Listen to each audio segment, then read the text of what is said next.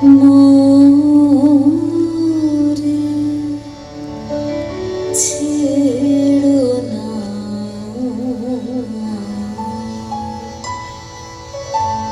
চিরসখা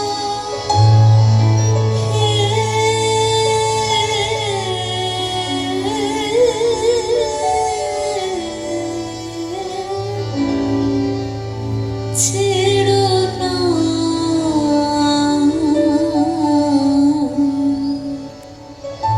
মোরে ছেড়ো না,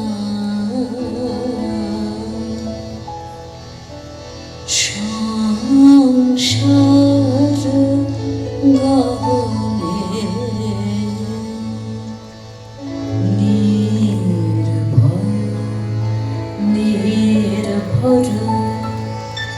নির্জন সজনে সঙ্গে রহো,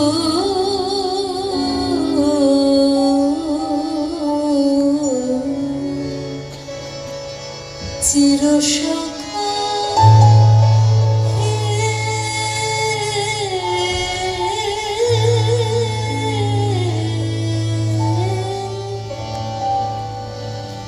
ছেড়ো না,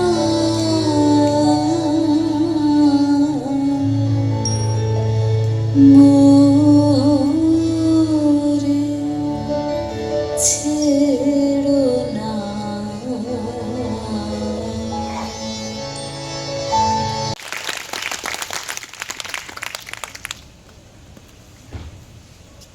বাড়িতে গিয়ে ছেলেমেয়েদের আমরা বলতে পারবো, আপনারা বলতে পারবেন যে একজন ছোট বোন তার দাদার জন্য রবীন্দ্রনাথের এই গানটি গেয়েছেন, এবং তারা যখন বড় হবে তখন আসলে বুঝবে তিনি কি গেয়েছেন।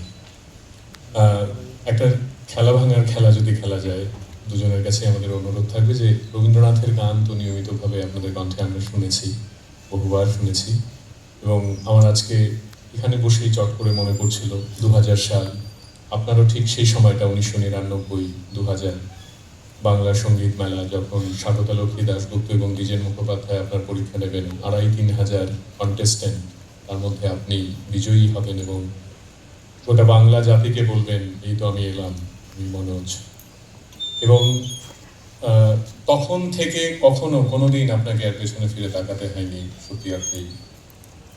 তারপরে কলকাতা সঙ্গীত মেলায় আপনার গান গাওয়া, রবীন্দ্র সদনের গান। একটু তাকাতে হয়নি কথাটা বলি না, কারণ প্রত্যেক দিন যখন পেছনের দিকে তাকাই তখনই সামনে এগোনোর সাহসটা পাই, আরও এগিয়ে যাওয়ার সাহসটা ওই পেছনের দিকে তাকিয়ে একটু নিজের শক্তি সঞ্চয় করে নিই।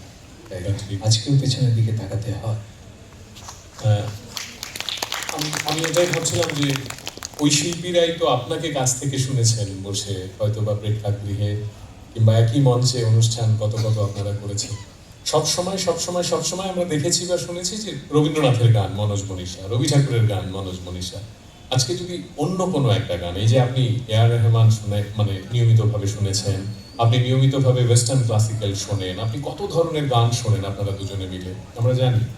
যে কোনো একটি গান, অন্য কোনো একটি গান যদি আমরা দুজনের কণ্ঠে একটু শুনতে পারি। এই অনুষ্ঠানের নাম যদি একটি লাবণ্যে পূর্ণ প্রাণ যদি না হতো তাহলে নিশ্চয়ই শোনাতাম, কিন্তু এখানে রবীন্দ্রময়, এই যে পেছনে যে ছবিটা আমরা দেখছি সেখানে রবীন্দ্রনাথ ছাড়া অন্য কিছু আসছে না। আপনার সঙ্গে যে কথাটা বলছি এর মধ্যে পুরোটাই রবীন্দ্রনাথেরই গন্ধ, তাই আমাদের অন্য কিছুতে আজকে নিয়ে যেও না, কারণ এমনিতেই আমরা একটুখানি পুরোনো কথা মনে পড়ে যাচ্ছে। তোমার প্রশ্নের একটার পর একটা প্রশ্ন তুমি করছো, সেখান থেকে আমরা একটু পুরোনো স্মৃতির দিকে যাচ্ছি। হ্যাঁ, এই সবের সঙ্গে কিন্তু রবীন্দ্রনাথ যুক্ত, কারণ বাবা মা, আমরা, গান শেখা, শান্তিনিকেতন, কলকাতা, যেসব শিল্পীদের কথা বললে তাদের সঙ্গে একই মঞ্চে গান গাওয়া আমাদের পরম সৌভাগ্য। কণিকা বন্দ্যোপাধ্যায় অর্থাৎ মোহনদির কথা তো বোন বললই, আমি কল্পনাও করতে পারি না যে সুচিত্রা মিত্রের সাথে একই মঞ্চে আমরাও গান গাইছি, সুচিত্রা মিত্রের বাড়িতে গিয়ে গান শোনাচ্ছি, শান্তিদেব ঘোষ মহাশয়ের বাড়িতে বা রাস্তায় কি হে কেমন আছো এই কথাটা জিজ্ঞেস করছেন উনি। হ্যাঁ, তো ফলে এই এই ঘটনাগুলো মনে পড়ে যাচ্ছে তোমার প্রশ্নগুলোর মাঝে মাঝে। সখী নিভৃতে যতনে আমার নামটি লেখো তোমার মনের মন্দিরে,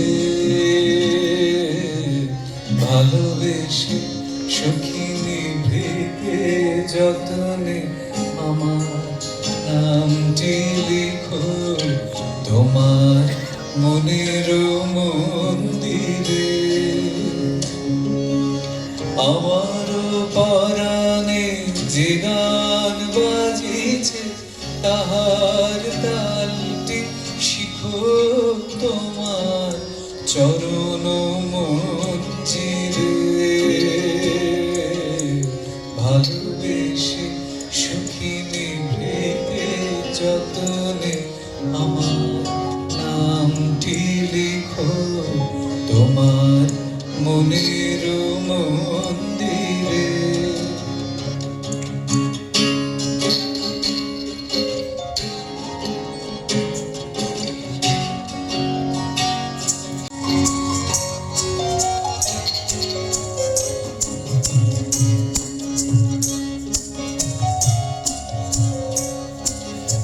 ধরিয়া রাখিও সোহাগে আদরে আমার মুখর পাখি তোমার প্রাসাদ প্রাঙ্গণে।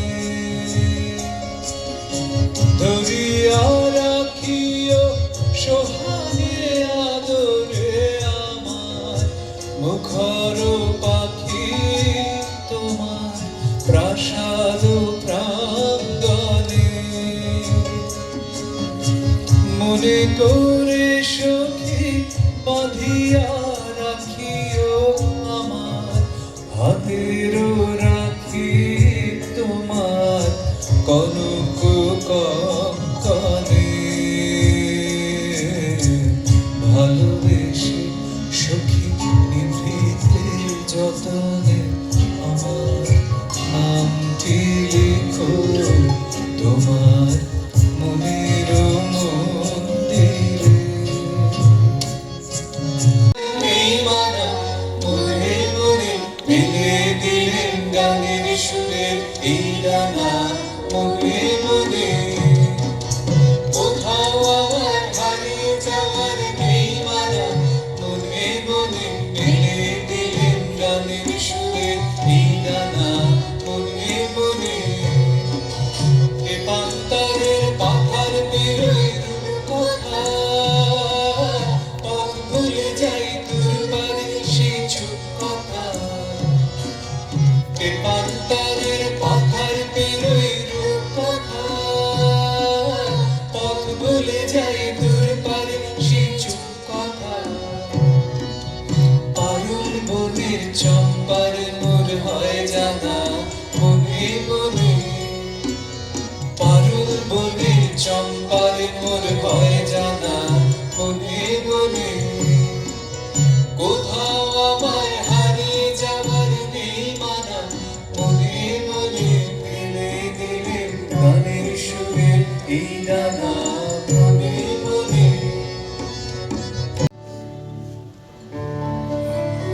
যে ছিল আমার স্বপ্ন চারিণী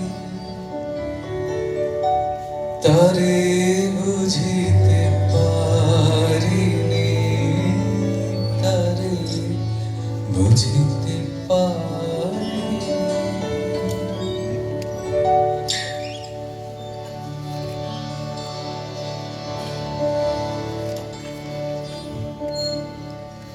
এর পরের যে বাক্যটি বা যে গলিটি সেটা আরো বেশি এখন মনে হয়। দিন চলে গেছে খুঁজিতে খুঁজিতে যে ছিল আমার স্বপ্ন চারিণী